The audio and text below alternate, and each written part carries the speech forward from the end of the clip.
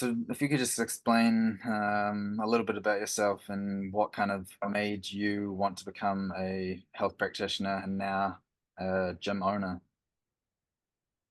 Nice. Yeah, cool. It's pretty simple actually for me. Just when I was a younger fella, I'm 38 now, so getting on. But when I was a younger fella, I was just into kickboxing, boxing, all that stuff. And so I was into that lifestyle, and I just wanted to self-educate so I could train myself better, become a Yeah. better athlete. So I did I heard on the radio at the time, the New Zealand Institute of Sport were um, advertising personal training courses, and I was actually in their first intake, which was pretty cool. So like they tested us out pretty much, so their curriculum. But that was a good course actually, and so that's how essentially I got into it.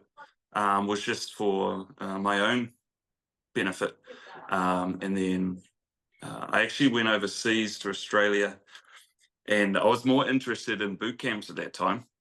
Oh, okay. And so I was running boot camps for a guy, contracting to him, and he kept asking me, "Oh, can you do PT for me in the city? Like, I need a PT in the city." I was like, "Nah, I'm not interested. Like, I don't want to." And then one day he just booked me in a client and said, "You have to go train this person." And I was like, "What?" And then I found out, I'm like, "Hey, actually, I enjoy this actually more than the boot camps." Huh. So that was interesting. He must have seen something from, and then I turned into a PT, like one on one. And now I can't stand boot camps. They annoy me. I did a full 180 there. And yeah, I just gained a lot of experience overseas in Melbourne City, actually, which is great. All walks of life there. Then came back to New Zealand, carried on. And when I came back to New Zealand, I sort of I pretty much copied the model of the guy that I worked for. He contracted PTs under him, supplied them clients, all that sort of stuff. And so yeah, I got a good idea of how his model worked because I was one of his contracted PTs. So I just replicated that over here, and I got up to about 8 PTs under me, and they're all pretty full up, which was great. And then one of my clients at the time just happened to say, "Hey, do you ever want to open up your own gym?"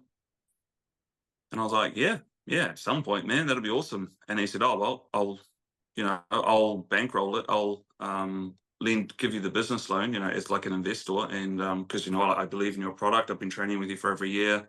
I've seen your client base growing, like so. I believe in your product. So how about we do it?" I was like, "Yeah, Wow. let's do it." Yeah, so that's how I got to owning a gym. Just one of the clients, was there from early on and saw it building, believed in the product, and was like, "Yo," and for his own, he's a businessman, so he made money out of it too. So it was a win-win for him in terms of he got he got to give back and help a business, but he also made a bit of money off it too. Yeah, Nice. man. And So and that's how I went.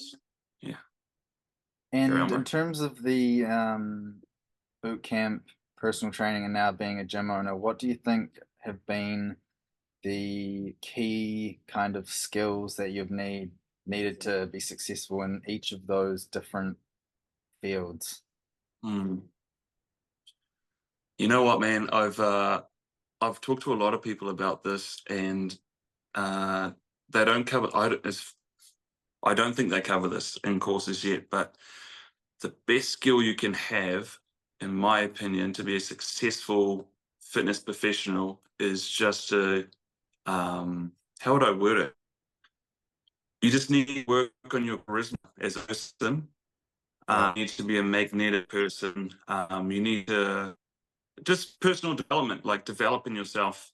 Um, learn about all these different things, how to empathize with people, even how to resonate with different people, even if you don't agree with them. Because I've seen a lot of what I would call very bad PTs in terms of their knowledge and what they're prescribing, but they are busy, successful PTs because they are likable, and people feel good around them.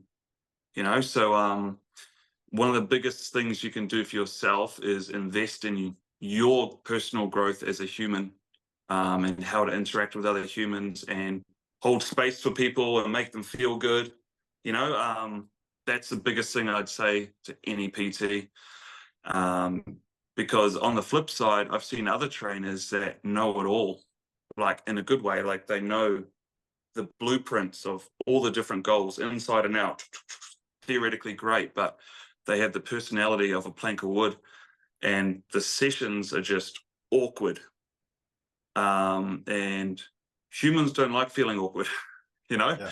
they want to, obviously they want their goals, but you're spending time with these people like on a one-on-one basis, for example, in PT, and you've got to talk about something in between sets, or like, Yeah. warming them up and warming them down. And and if there's a lot of awkwardness and tension, it doesn't matter how good a trainer you are in terms of theoretical knowledge, that client's not going to stay because they don't feel good. They feel awkward and weird. So I guess the biggest thing I'd say to people is like work on your your skills interacting with humans, and yeah, just charisma and pretty much right. And how would you, for someone that employs personal trainers, how would you scope that out when you're employing someone? And to add to that, how would you Mm, get someone to improve or sharpen that skill? What can they do? that's a good question, man. Um, I think you get a pretty good idea of someone within the first 5 to 10 minutes of speaking to someone. You get an idea of how they interact in a conversation, but just their presence, their energy. So to answer your first question, you can see it pretty fast, I think, if someone's got it or not. Um, and I think definitely a lot of it comes from just self-confidence and projecting yourself in a conversation, holding space well.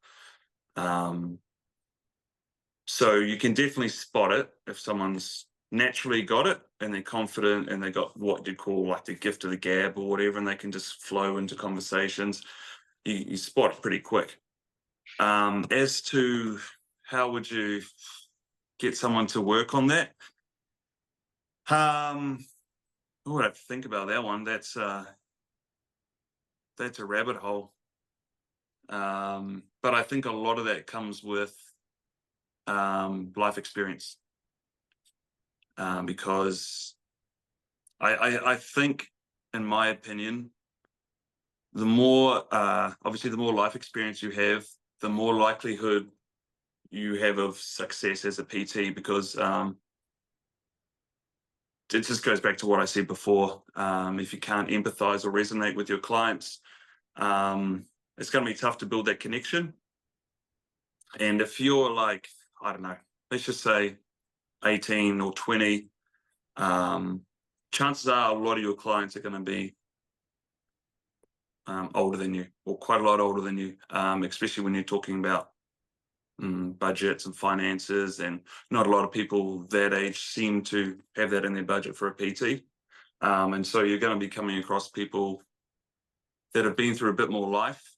And so um, I think it'd be hard for young PTs to be successful at the moment, or really, really successful, because you need that life experience. So when a client comes in and says, "Oh my God, my husband just left me," or whatever, and they're just like, "But I showed up to PT," like, what's someone who's not been through Yeah. that gonna say?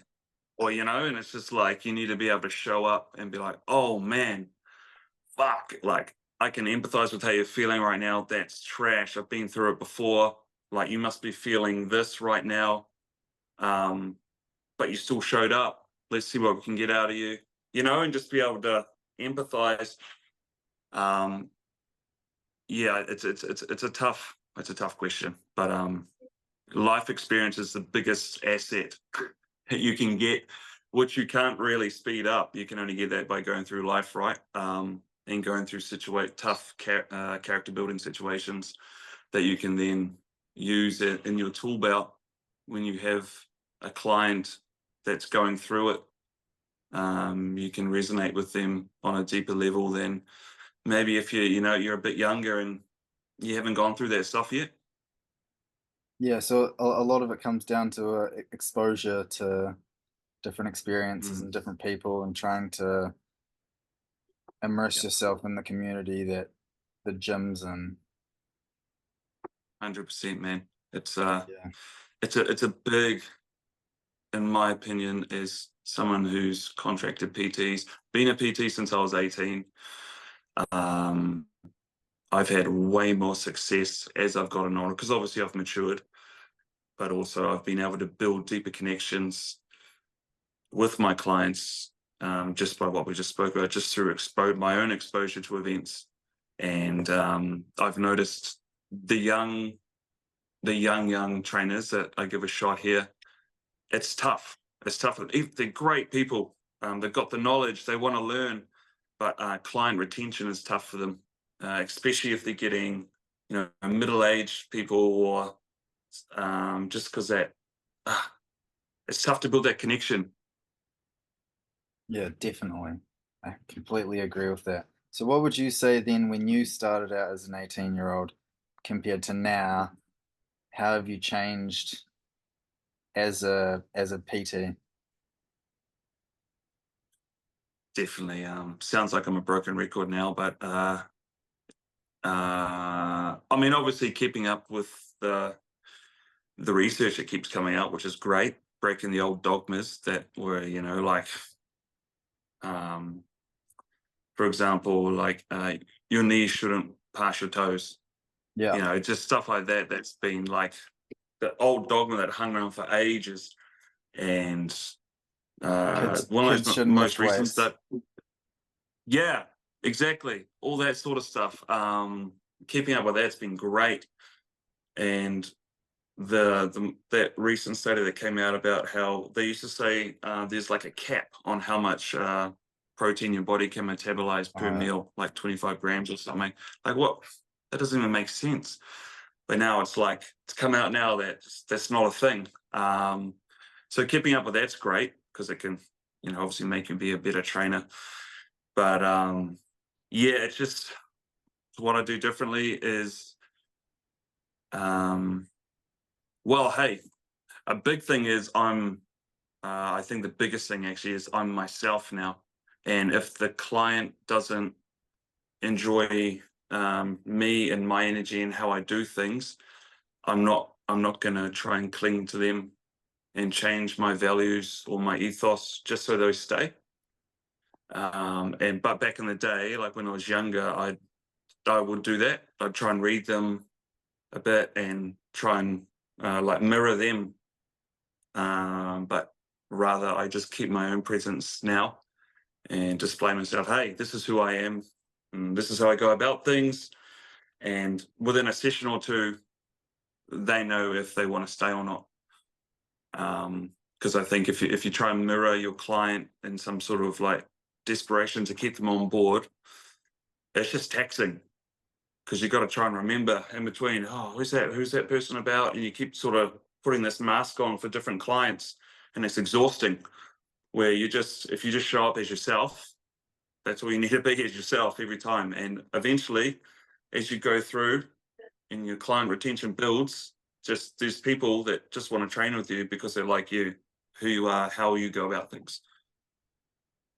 yeah, definitely. Yeah. That's actually really interesting because a lot of young PTs, when they first get into the industry, they pretty much have to be yes men. They've got to say yes to every single client at the cost of Yeah. their own time, effort, and all of that. Yeah. So you would 100%. recommend for people like that, what would you recommend? At the start, be a yes man until. I, I I would say if you can, don't. I mean, obviously, everyone has to pay their bills, but it'll save you from burning out, because I think that's a common thing. A lot of PTs burn out. It's pretty well known. PTs just burn out from because we give energy, we give, we give, we give. That's what our clients come for. So if you can, just show up as yourself And there is a lot of free time into it, like you have to put free time in, like you have to love the job, and you have to, you sort of got to be able to go out on the gym floor, and if you just see someone grinding out a set of squats and they're by themselves, just walk over, just give them some motivation, give them a slap on the back, tell them they did an awesome job, but expect nothing from it, and then walk away. You've broken the ice there. They might have enjoyed that experience, and they might come up and talk to you another day because they enjoyed that little moment of time you gave them. So a little free time like that, it all ticks up. But people can sense desperation, and desperation isn't like you know, it's like it gives people the ick, I guess you can say, when you can sense Yeah. desperation on someone. So if you can walk around a gym like that and just genuinely immerse yourself and do it because you love it and expect nothing back from those little interactions, those people will organically come to you over time, and then you can just be yourself, and you won't have to go through that changing masks and just eventually burning out, because you will. So cutting it short, if you can just stick to your guns, hold your own values to who you are and not change for anyone, that's going to set you up for a great client base, which will stay long term.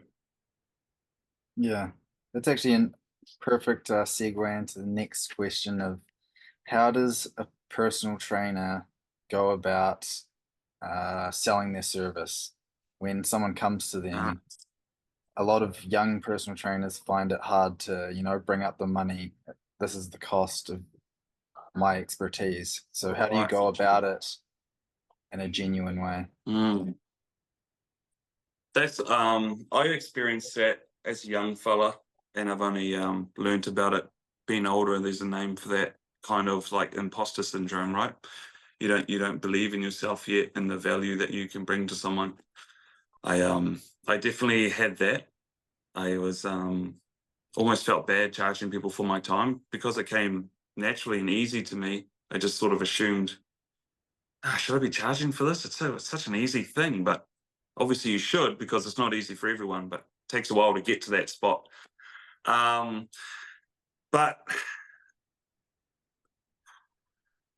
uh, I just have a set. Obviously, I have my set prices, but to sell yourself, there's an experience I had actually, and I think I still debate this little moment in my head. Actually, when I was in Australia, I had a client come up to me at a gym and say, "Hey, I'm after a personal trainer. Sell yourself to me." She actually said those words, and I actually said, "Nah, I'm not going to do that." But I've got all my clients here. These are all their results. You can have a session with me if you want, but I'm not going to stand here and list my credentials to you and tell you how awesome I am. Um, and that actually worked out well. So I guess it was a good way of doing things, because she stayed with me as a client. But I don't think you should ever have a disposition of trying to sell yourself and validate why you're a PT or why someone should come to you. I think it should be an expression coming out of yourself. You just sort of, you don't walk around cocky, but you hold yourself confident. Here's my clients, they do well. You can put obviously their transformations up, social media or in the gym, and you just hold yourself as a great trainer, and you are, and people will see that value in you. And when people ask for price, you say these are the prices, and it's easy to validate because most people stick within the market range, like the current going rate, pretty close to it. Especially if you're a new PT, I doubt you're going to be trying to charge extra, and that usually comes with some special expertise, when people are charging extra money. So I don't know if that answered your question very well, but in a roundabout way, I don't think you should put too much effort into selling yourself, but just being yourself in the gym, and going about how you train clients, and they'll just naturally come to you if you're confident about yourself, and people say, "Hey, can I train with you?" Yep. Let's talk about your goals and just sort of talk about it as if it's already happening. You know what I mean? Like take them into the conversation like it's already a done deal almost. Like, yeah, sweet, let's get this underway. We'll book you in these times. What are your goals? This is what we're going to do to get there. This is the blueprint. This is how I'm going to get you there. When do you want to start? Talk about it like it's already a done deal. And if they don't want to, they'll bring it up at some point. Oh, just give me a week or two, or let me just get some money together. That's fine. But talking about it like it's already a done deal is definitely a good tactic, I think. And you just brought up social media as well in there. How essential would you say that that is for a young personal trainer to be using as a way to generate leads? Well, I'm going to say not that essential. I think it's overrated because it's saturated with Agreed. it's saturated, man. I'd say 80% of my clients is word of mouth, organic, walking into the gym. And I guess some of that can be put down to that's just the gym website. They come in, they see PTs, and they come in. But I guess that's not really social media. But I don't get many. I put some effort into my Instagram just for a presence, just to show people what I do, how I train. But nah, man, like most of my clients are word of mouth, organic walk-ins, and a bit through like just the gym website, people expressing interest in personal training. Definitely social media, just because it's so saturated, man. Like, and as soon as your algorithm picks up what you want, you're just inundated with PTs right in your algorithm and fitness people, and you just get lost in the grey. So yeah, overrated. I don't think it's essential at all. Yeah. Yeah, I definitely reckon a lot of people think that it's necessary to be on social media looking or hunting for clients that way, but they neglect the Yeah, idea that their clients that they have now will bring on other clients if you're genuine about it. that's right. That's right. Yeah. Obviously, when someone has a good experience, they talk to their friends about it. They want to share it, and that's just what happens. And all of a sudden, hey, my colleague wants to train, or my sister, or my husband, or that's so common. If you're doing a good job, or just naturally, these people's immediate circle of friends and family will see their results, their weight loss, or their muscle gain, or their sports performance change, and they're like, "Whoa, how did that happen?" Then all of a sudden, people are coming to you as well. It's unless you want to be an online coach, then it's kind of necessary. Yeah. But if you're in person in a gym, you just like, yeah, I think you can go by without it. Like, have a bit of a presence up. You never know, but I wouldn't put too much. I definitely wouldn't put money into it. I definitely wouldn't be paying for sponsored stuff or any of that. No way. And what would you say about asking your current clients for referrals? How do you go about that if someone's a new PT? Is that a method of gaining new leads? Yeah, yeah. I think you've got to be tactical about it to not come across desperate. Um, but I think definitely if you can structure it in a way where the client gets something out of it, they get a bit more distracted by the fact that they're getting something out of it more than you're looking for new clients. So if you say, hey, if you happen to have any friends that are looking for, you know, a trainer, I've had a slot or two open up, even if your entire schedule's free. I've had a slot or two open up. I'm looking to fit someone in there just to like make my day a bit more streamlined. If one of them come in, I'll give you a 3 weeks PT or something just for the admin of sorting someone out for me. If you just sort of casually put it in there like that, you can say it to every single client. Then that's cool. I think that's definitely a good way of doing things, but it's all in how you do it. If you're like, hey man, I need some clients, like my schedule's empty, blah, they're like, it's a bit of a, it comes across desperate. Yeah. And you don't want to portray your problems on someone else. That's right, man. That's right. That's what you're there for them in Yeah. between sets. They tell you all about their problems, and that's sort of another thing I tell my trainers not to do. One of the main things is never show your clients your schedule, and if they ask to reschedule, never give them more than one option. Otherwise, it creates, and that even because that creates an illusion, if you're not busy, that you are busy. Yeah. And Scarcity. that's the one. Because if you start giving, oh yeah, here, or all these days are free, look at this, like that's no good for you. You need to create the illusion that you're busy until you are. Yeah. Yeah, That's a great idea. yeah, it works, man. Because then the flip side is if they see your schedule, all of a sudden they start taking the piss because they know you don't have clients. Yeah. Like, oh, can I reschedule to this time? Blah, blah, blah. And they know that you're free then. So don't do that. Yeah. Yeah.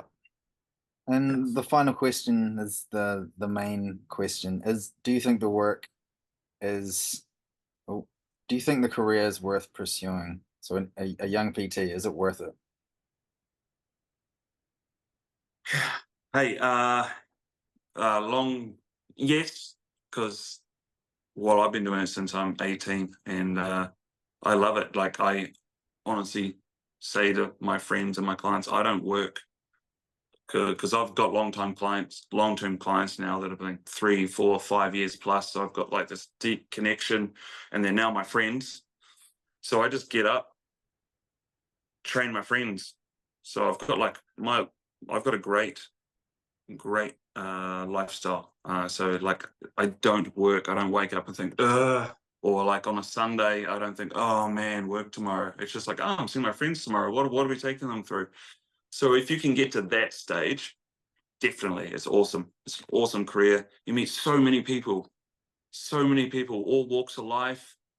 I think I've learned a lot from my clients just because, like we've talked about, you have to talk about something in between sets. And you meet so many different people, occupations, and you get a wealth of knowledge from them, and it's amazing. If you're a sponge and you make the most of it, it's a great career to have. It's tough at the beginning, so it's definitely worth it, but you need to put a lot of work into yourself, like we talked about earlier, and be a well-rounded, and always work on self-development, becoming a better human, more interesting human, because that'll attract more people towards you. If you're just like I don't know, a superficial, basic human, I guess you'd call it, you'll find it tough, and you'll be like, you'll struggle. So yeah, it's definitely worth it. But it gets easier as you get older, like we've talked about, because you gain experience and you can just level with people on a deeper level. So definitely stick with it if you're in it and you want to make it a career. It's definitely worth it. It is tough in the first year or two, but long story short, I wouldn't change anything. Like I'm so glad this is my job because I don't work. I just get up and train people. Yeah. Agreed. Yeah, man. Sweet. Yeah. Cheers for that. I really appreciate your Whereas me. time. I'll have to come out your ways and check your gym out. I've seen some photos.